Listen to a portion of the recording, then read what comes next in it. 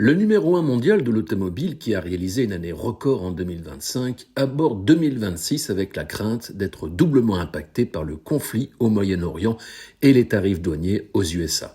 Donald Trump s'invite donc à double titre dans la présentation des résultats financiers du groupe, les premiers sous l'ère du nouveau CEO, Kentakon.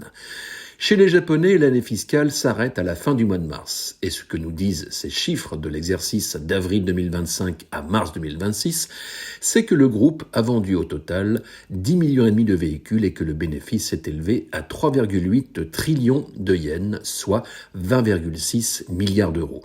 C'est plutôt une performance vu le contexte actuel, mais l'impact des tarifs douaniers, 7,5 milliards, se fait déjà sentir dans les comptes et Toyota craint surtout les conséquences économiques de la guerre au Moyen-Orient. Le constructeur avait déjà indiqué que ses ventes de véhicules avaient fortement chuté dans cette région au mois de mars dans un contexte de perturbations logistiques et de ralentissement des livraisons vers plusieurs pays du Golfe. Le géant japonais n'a pas beaucoup de marge de manœuvre et prévoit donc une baisse de 20% de son bénéfice pour l'exercice fiscal qui se terminera en mars 2027. Les perspectives dressées pour l'année sont inférieures aux attentes des analystes, lesquels n'ont peut-être pas réalisé que la guerre en Iran risque de se prolonger et va impacter l'ensemble du secteur automobile. Face à ces vents contraires, Kentakon a voulu rappeler les fondamentaux de Toyota, qui sont une grande capacité d'adaptation et une amélioration continue pour améliorer la production et les produits. Et s'il met le pied sur le frein, ce n'est pas une faiblesse. Les freins sont là aussi pour aider à aller plus vite. Sans de bons freins, on ne peut pas garder le pied sur l'accélérateur, lui a prodigué comme conseil le chairman de Toyota, Akio Toyoda, lequel, on le sait, a une passion pour le pilotage.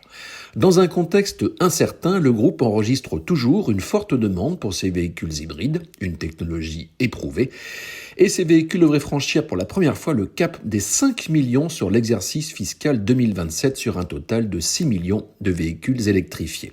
Et Toyota n'entend pas renoncer à ses développements, que ce soit dans l'hydrogène, l'intelligence artificielle, la robotique ou encore la ville du futur, Woven City. D'ailleurs, le contexte volatile de l'automobile encourage plutôt l'industriel japonais à se diversifier dans d'autres formes de mobilité sur terre, sur l'eau et dans les airs afin de générer de nouveaux revenus.